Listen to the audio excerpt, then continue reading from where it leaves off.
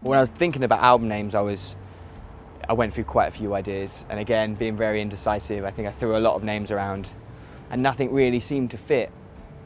And suffering from kind of insecurities that most people have, I really like the idea of looking into like art and how that came across in people's art, and because again, for me, what this album is about is kind of me coming to terms with myself and these issues, and I literally was searching online. I was looking at kind of how that came across in different forms of art, and there's this Vincent van Gogh painting, and it's called At Eternity's Gate, and it's Worried Man, the painting was called, and it's this painting of this man with his head in his hands, and I think in the description it said the man was riddled with doubt and insecurities, and it just said that this was the closest the man was to something on high, and he was using it in the religious sense of on high being in heaven, but the something on high I think was interesting because not being religious myself, it kind of touched on, again, me lyrically in the album, I'm kind of unsure about, the bigger picture and things, and that seemed quite fitting. And again, the emotion, the emotive idea of on high, and the ups and downs of kind of this process and making this record, and something on high just seemed really fitting, and it kind of just ticked lots of boxes and lots of different meanings, and yeah, that's where it came from.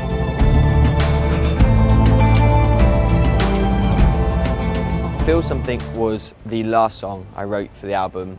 It was never wrote to go on the record at all. Just when me and Charlie had our last recording sessions, but I just showed him this demo, and no one had actually heard it before. And we just quite liked the idea of just trying something completely new and just cracking on with it. I think it was quite nice the fact that no one had heard the song before, so no one kind of knew what to expect. So yeah, we just kind of recorded it, and when it was done, it's one of my favourite tracks on the album now. And it just felt right starting the album with a brand new track, just kind of show people like another side of everything. And the song was kind of wrote about this idea of kind of what you love doing coming to an end. So this kind of idea of the whole album was kind of a process of getting to this point and kind of putting out an album. And it was just kind of this idea of, yeah, I guess that kind of idea of always looking over your shoulder, and kind of when you get what you want, you're kind of always waiting for something to end. So it's kind of a bit of a heavy song, but I just think production-wise, it seemed like quite a nice way to open the album, especially the fact it had more of an electronic feel to it, which I really liked. And I think the album kind of touches on it, but that track is kind of one of the main electronic beats on the album. So yeah, that's Filson Think.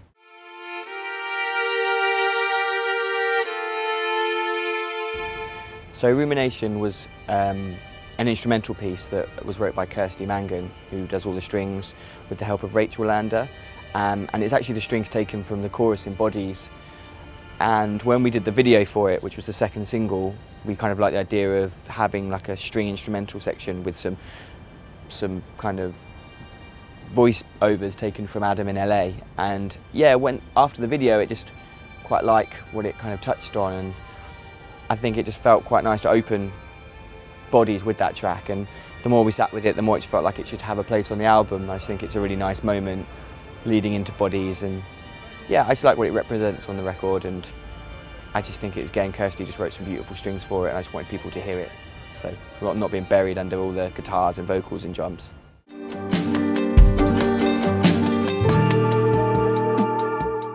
So Bodies was one of the older tracks, and again, it was a single previously, but I think live, it's always been like a favourite track for me to play, and I just think lyrically, I just really like what it touched on, and I think it was kind of about this idea of, wiping the slate clean and starting again. And I guess that's what the album is to me.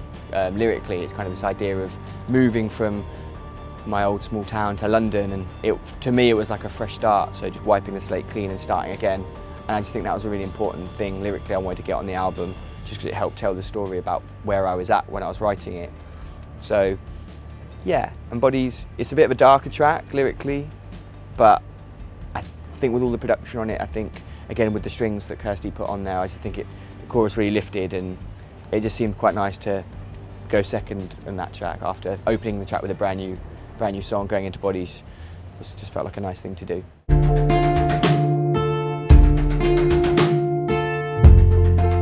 So Better Man Than He was kind of where everything started for me. It was the first song that I ever put online, and it all came off the back of that MRI video as well, and I think that was kind of the thing that really got things started for me, especially people hearing my music and people talking about me, and kind of getting to the point where I could do an album was, I think, because of that track. So it seemed really important to me to have that on the album. And yeah, and I think it's a lot of people's favourite tracks as well that I've got, and yeah, it's quite a special song for me, and I love it, and it's just, the song's about a really good friend of mine, and it's quite a personal song, and I think everyone who I speak to that song about think it's a really kind of sad song, but it's really not. It's quite an uplifting song about this idea of, if things are tough, just keep going, and especially, who it's about, who's suffering from kind of low points in his life. It was just kind of this idea of just ploughing on through, and yeah, and it's still a special song for me now when we play it live, and it just still feels quite uplifting. So it had to be on the album. It was a no-brainer.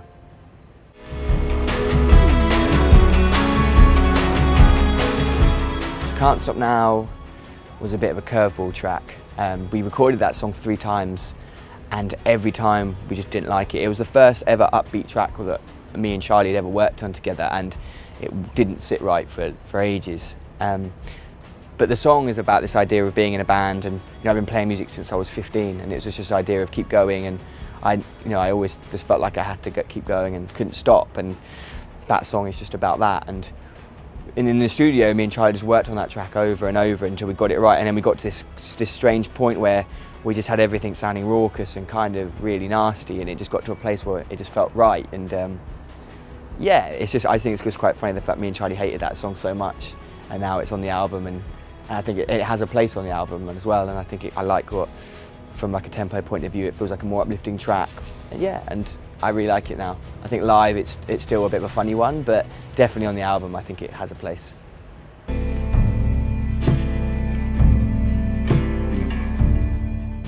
So Love Lives in This House is a song I wrote about when I first moved into my flat in London. And that song was wrote, I think it was wrote at like 2 in the morning, and I was just kind of really struggling with moving to London, and I felt quite lonely really. And that song was just touched on the fact that I kind of didn't really know who I was anymore, and I was living with lots of people in this tiny flat, and and the only place I found comfort was in this tiny little room in the flat, and that song just came out. It was actually the second song I wrote after Better Man, so it came at those songs are kind of 2 other ends of the spectrum lyrically and kind of from a personal point of view.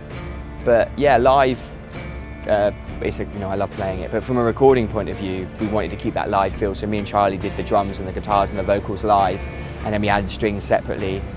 But I think that track, we wanted to keep that kind of live, moody feel throughout the whole thing, and so from a performance point of view, I tried to get myself in quite a kind of dark place. And I think that comes across, I think, in the vocal performance as well. I think it kind of is quite downbeat, but I think it's got a bit of something about that recording that I'm really happy with, and I'm really excited for people to hear that track.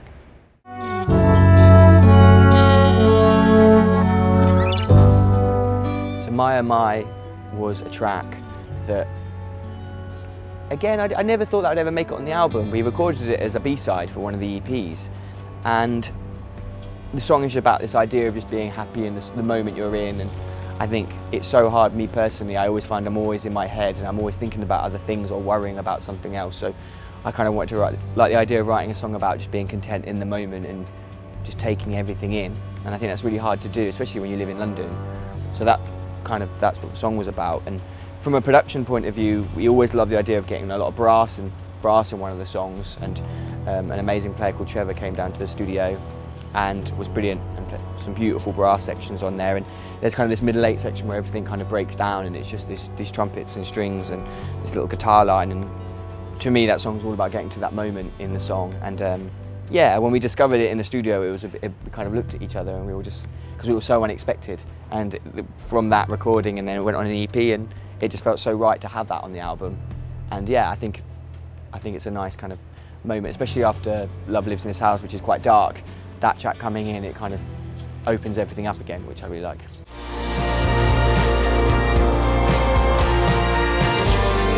So Miracle was a bit of a struggle in the studio, because from a songwriting point of view, it was probably the most basic song I've ever wrote, and it kind of wanted to go bigger in terms of, it just felt like the song wanted to be big, which was again was quite out of mine and Charlie's comfort zone, because in the past we'd always tried to keep things quite minimal and, you know, kind of avoid using kind of the normal, you know, guitars and bass and drums and just going for it. So it was a bit scary in the studio, but yeah, we just kind of went with it. We just made a point of, you know, as references I was listening to, you know, we were thinking of like Creep by Radiohead and just the massive guitar sounds, and we just kind of went for it. And Kirsty and Rachel wrote some beautiful string lines for it, so we kind of felt that was the bed we wanted to arrange everything around the strings. So the strings was the main focus, and I just love the idea of it being these big sweeping strings, and being a huge like Frank Sinatra fan and kind of those big ballads, that was something that I really liked. And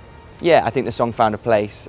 We got a really nice drum sound at the start, and we got this real dusty snare sound.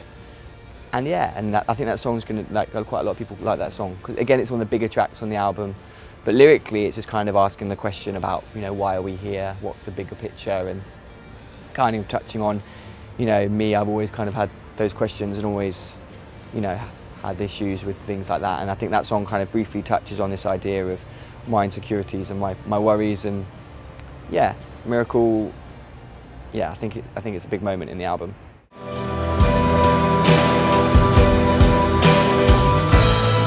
Sleep was, again, a really early song I wrote, and it's actually probably my favourite song live we play. And that song was the first song I ever put up online. Before Better Man, there was a little acoustic demo of that song that I recorded on my mobile phone.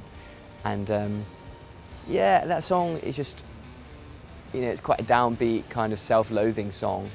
But from a production point of view, we actually went to a different studio. We went to a studio in Greenwich, and it was a really big live room, and we just kind of thought we'd let ourselves go a bit with these big drums and raucous guitars, and it was really fun to record. And again, live, it's my favourite track live to play, and I'm really excited for people to kind of get to know that song, and especially when we start touring it at the end of this year and next. I think hopefully people will kind of grow to love that song as much as I do.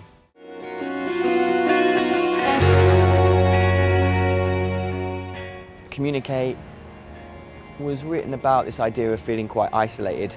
Again, the transition for me from moving from a small sleepy town in St Ives and moving to London was such a big contrast. I left everything to move there, and again I moved in with my best friend Adam, but I didn't really have any friends. I didn't have a job, and I was just kind of just turned up in this flat. And yeah, again, I just felt quite lonely. And Communicate was about this idea of kind of reaching out to people, especially people from back home, and I kind of just left behind. And it was kind of, yeah, just kind of reaching out to them. And from a production point of view, again, we kept that song really simple and really stripped back. And I never planned for that song to go on the album. It just kind of felt like once everything was done and we were listening to all the tracks back, I just really liked what that song was, and lyrically I liked the story that it told, and I felt it fitted really well. So I definitely wanted to have that on there. And yeah, I'm really proud of that track actually, and I was quite surprised by the kind of nice response I got when it was on one of the EPs, so it just felt right to have it on there.